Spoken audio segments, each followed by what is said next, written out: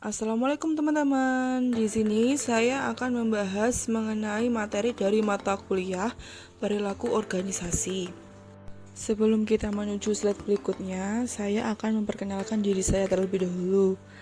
Saya Ersa Ayu Armediasari dari Prodi Pendidikan Ekonomi 4B. Nah teman-teman, sekarang kita sudah berada di slide pertama dari materi perilaku organisasi. Yang pertama ada konsep perilaku organisasi. Apa sih perilaku organisasi itu? Perilaku organisasi adalah suatu disiplin ilmu yang mempelajari bagaimana seharusnya perilaku tingkat individu, tingkat kelompok, serta dampaknya terhadap kinerja, baik kinerja individual, kelompok, maupun organisasi. Selanjutnya ada perkembangan teori organisasi.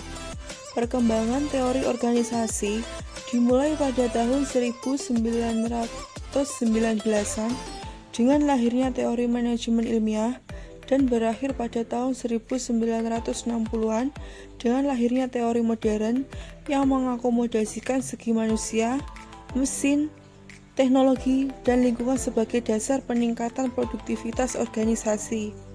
Evolusi atau perkembangan teori organisasi memunculkan berbagai macam pendekatan-pendekatan yang masing-masing dipengaruhi oleh cara yang digunakan untuk meninjau masalah organisasi. Keseluruhan pendekatan ini bisa dikelompokkan menjadi 3 aliran utama sesuai kurun waktu permunculan masing-masing pendekatan tersebut, yaitu pendekatan teori klasik, pendekatan teori neoklasik, dan pendekatan modern. Pendekatan pertama yaitu pendekatan teori klasik. Awalnya terjadinya teori klasik sebagai pemerhati bidang manajemen dan organisasi ditandai oleh terbitnya buku karya Frederick Taylor pada tahun 1911 yang berjudul Principles of Scientific Management, yang lebih dikenal dengan istilah Scientific Management atau manajemen ilmiah. Taylor berusaha memperbaiki pekerjaan dengan menggunakan metode ilmiah terhadap tugas-tugas dalam organisasi. Teori klasik ini dikembangkan pula oleh Henry Fayol. Fayol mencoba mengembangkan prinsip-prinsip umum yang dapat diaplikasikan pada semua manajer dari semua tingkatan organisasi dan menjelaskan fungsi-fungsi yang harus dilakukan oleh seorang manajer. Sedangkan Taylor memutuskan perhatian pada tingkatan yang paling rendah dari organisasi manajemen, yaitu aspirasi bawahan. Di sini terdapat sudut pandang tokoh-tokoh lain dari teori organisasi klasik. Yang pertama ada Henry Fayol. Pada tahun 1841 sampai 1925, Fayol membagi manajemen menjadi 5 fungsi, yaitu perencanaan, pengorganisasian, pemberian perintah, pengkoordinasian, dan pengawasan. Fungsi ini dikenal sebagai fungsionalisme. Yang kedua ada James de Money. Money mengartikan organisasi sebagai kelompok orang yang terdiri dari atas 2 orang atau lebih untuk mencapai tujuan tertentu. Dan yang ketiga ada Mary Parker Follett.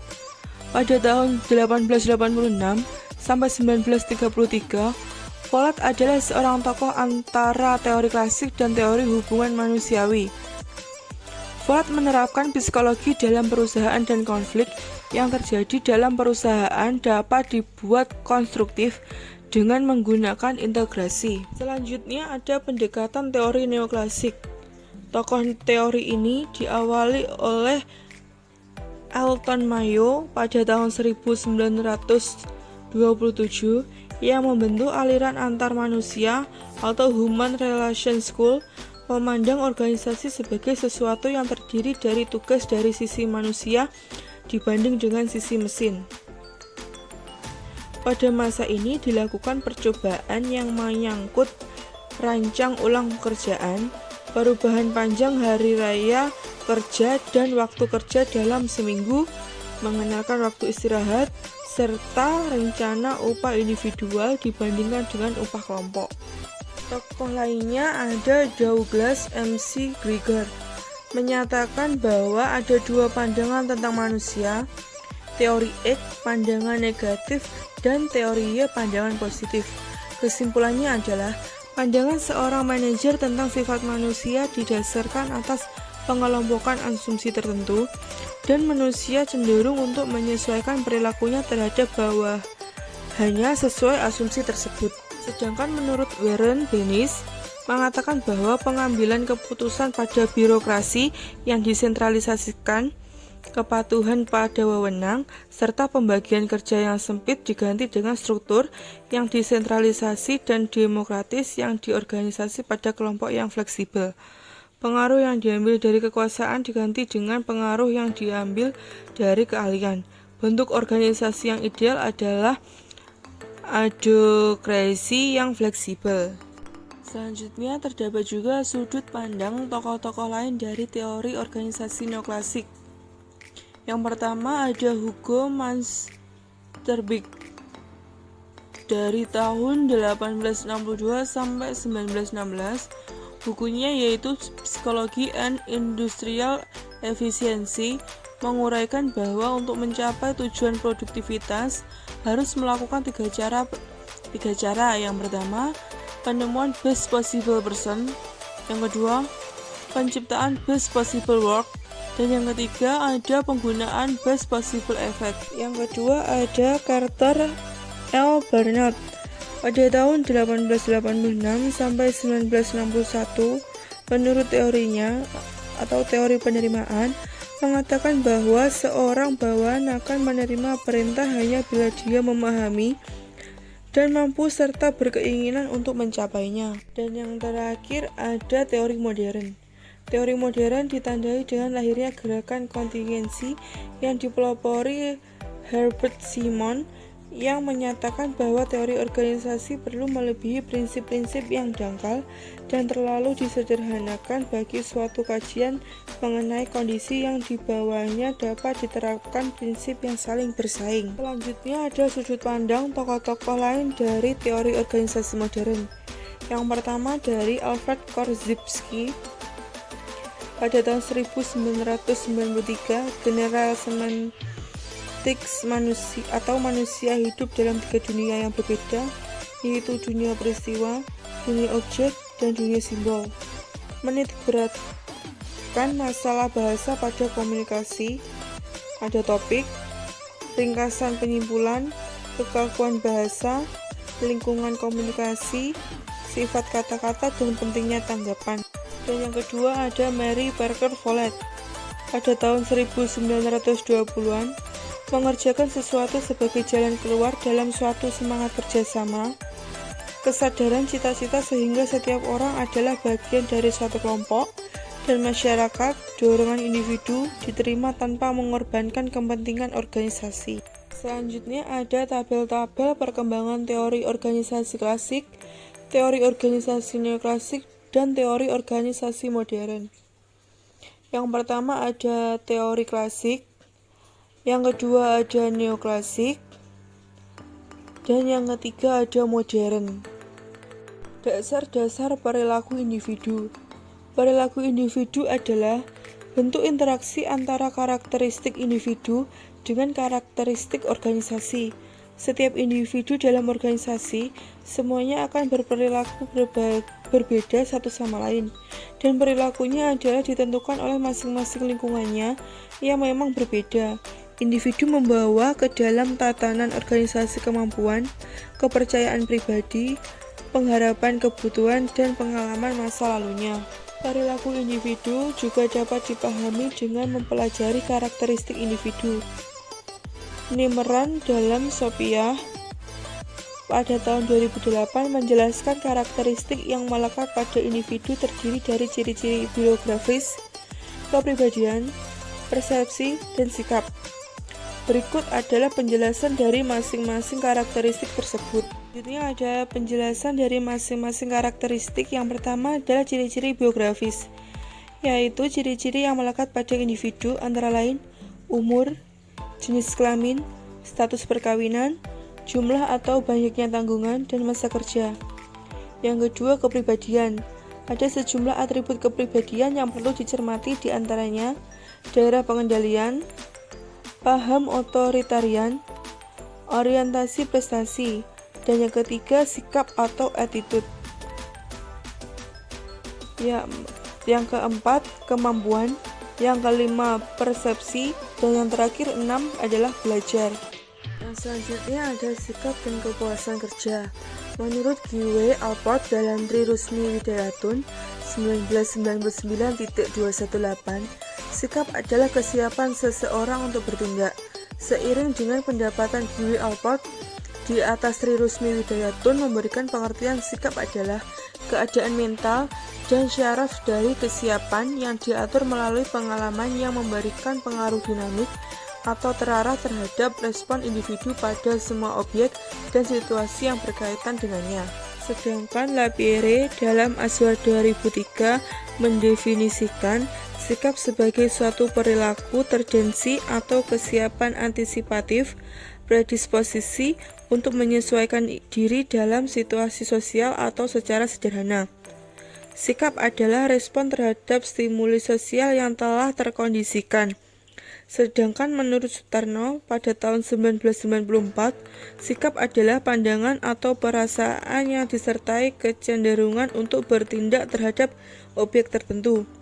Sikap senantiasa diarahkan kepada objek tertentu, artinya tidak ada sikap tanpa objek.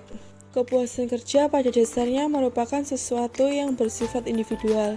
Setiap individu memiliki tingkat kepuasan yang berbeda-beda sesuai dengan sistem nilai yang berlaku pada dirinya. Makin tinggi penilaian terhadap kegiatan dirasakan sesuai dengan keinginan individu, maka makin tinggi kepuasannya terhadap keinginan tersebut. Selanjutnya, kepuasan kerja mempengaruhi juga tentang tingkat kedisiplinan karyawan. Artinya, jika kepuasan diperoleh dari pekerjaan, maka kedisiplinan karyawan akan baik. Sebaliknya, jika kepuasan kerja kurang tercapai dalam pekerjaannya, maka kedisiplinan karyawan juga akan rendah. Hal terpenting yang bisa dilakukan para manajer untuk meningkatkan kepuasan karyawan adalah berfokus pada bagian-bagian intrinsik pekerjaan, seperti membuat kerja tersebut menjadi menantang dan menarik. Meskipun bayaran yang rendah kemungkinan besar tidak akan menarik karyawan berkualitas tinggi atau mempertahankan pekerjaan-pekerjaan baik, para manajer harus sadar bahwa bayaran yang tinggi tidak mungkin menghasilkan lingkungan kerja yang memuaskan. Manajer juga harus sadar bahwa karyawan akan berusaha mengurangi ketidaksesuaian kognitif. Lebih penting, ketidaksesuaian bisa diatur.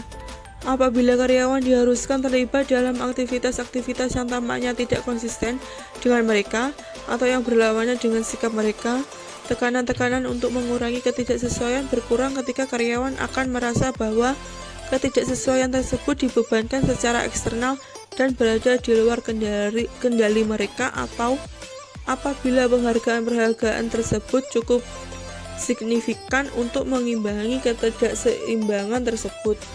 Selanjutnya ada perilaku kelompok. Perilaku kelompok adalah aktivitas yang dapat diamati dari dua atau lebih manusia atau individu yang berinteraksi dan berkumpul menjadi suatu tujuan tertentu. Manusia sebagai individu mempunyai watak, temperamen, sifat, dan kepribadian yang berbeda-beda. Apabila individu tersebut masuk menjadi anggota suatu kelompok, maka sifat, watak, temperamen, dan kepribadiannya akan ikut dibawa masuk ke dalam kelompok tersebut. Dengan demikian, terdapat perbedaan antara kelompok formal dan informal. Yang pertama, kelompok formal. Kelompok formal yaitu kelompok-kelompok yang didefinisikan oleh struktur organisasi dengan penentuan tugas berdasarkan penunjukan-penunjukan kerja. Kelompok formal terbagi menjadi dua, yaitu kelompok komando dan kelompok tugas. Dan yang kedua ada kelompok informal. Kelompok informal yaitu perhimpunan yang tidak terstruktur secara formal maupun secara organisasional. Dengan perkataan lain, kelompok informal tidak muncul karena dibentuk dengan sengaja, tetapi muncul secara wajar. Kelompok informal terbagi menjadi dua, yaitu kelompok kepentingan dan kelompok persahabatan. Menurut Gito Soedarmo, prestasi kelompok dapat dipengaruhi oleh dua hal, yakni faktor eksternal dan faktor internal.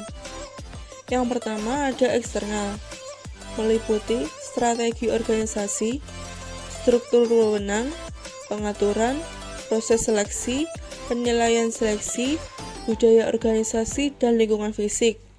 Dan selanjutnya ada internal, meliputi kemampuan dan karakter kepribadian. Selanjutnya ada contoh kasus perilaku kelompok.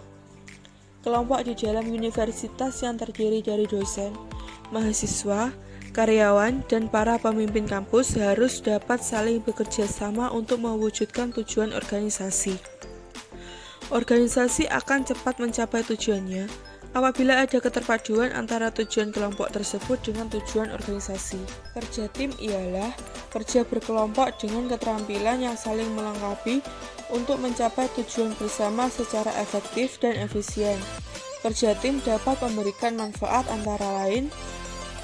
Yang pertama, pekerjaan akan menjadi lebih ringan karena dilakukan bersama. Kedua, dapat menimbulkan semangat kebersamaan. Ketiga, lebih efektif dan efisien dibandingkan dikerjakan sendiri-sendiri. Dan yang keempat, kinerja organisasi akan lebih meningkat. Tipe atau jenis-jenis tim. Tim dapat diklasifikasikan berdasarkan sasarannya. Bentuk yang paling umum digunakan dalam organisasi atau perusahaan adalah tim pemecah masalah, tim kerja pengolahan diri, tim kerja fungsional, dan tim kerja visual. Selanjutnya, membentuk tim kerja yang efektif. Efektivitas tim kerja didasarkan pada dua hasil produktif dan kepuasan pribadi. Kepuasan berkenan dengan kemampuan tim untuk memenuhi kebutuhan pribadi para anggotanya, dan kemudian mempertahankan keanggotaan serta komitmen mereka. Hasil produktif berkenan dengan kualitas dan kuantitas hasil kerja seperti yang didefinisikan oleh tujuan-tujuan tim. Berikut ada ciri-ciri tim yang efektif. Yang pertama, tujuan yang sama, antusiasme yang tinggi, peran dan tanggung jawab yang jelas, komunikasi yang efektif, resolusi konflik, shared power, keahlian, dan evaluasi. Berikut ada komponen-komponen untuk menciptakan tim yang efektif antara lain. Yang pertama, rancangan pekerjaan, meliputi otonomi, macam-macam keahlian, identitas tugas, dan kepentingan tugas. Yang kedua, komposisi, meliputi kemampuan, personalitas, aturan dan diversitas, ukuran, kefleksibelan, dan pilihan pada kelompok kerja. Yang ketiga, konteks, meliputi sumber yang memadai, kepemimpinan, penilaian kerja dan ganjaran.